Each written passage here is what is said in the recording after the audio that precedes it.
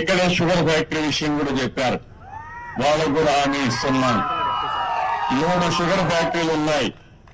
ఆ 3 షుగర్ ఫ్యాక్టరీలు కూడా పడకేసే పరిస్థితికి వచ్చింది. ఆ అసమర్థ ప్రభుత్వం ఏమాత్రం ఆలోచించలేదు. దీనివల్ల కూడా ఇబ్బందులు ఉన్నాయి.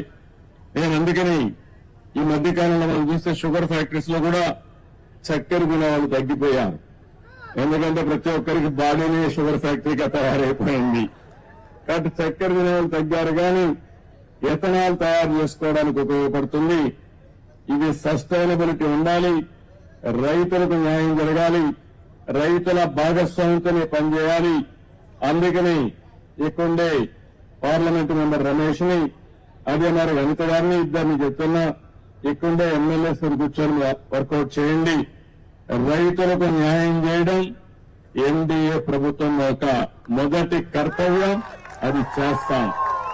అదే సమయంలో ప్రతి ఒక్కసారి మీరు మా షుగర్ ఫ్యాక్టరీ పోయింది, రైతులు అన్యాయం చేయడం, ఉద్యోగస్తుల జీతాల్లో చెప్పే పరిస్థితి లేకుండా శాశ్వతంగా ఈ సమస్యకు పరిష్కారం చేయాలనుకుంటున్నాం. అది చేసి చూపిస్తానని కూడా నేను మీకు తెలియజేసుకుంటూ, ఇంకా ఈ రోజంతా ఇక్కడే తిరుగుతున్నా.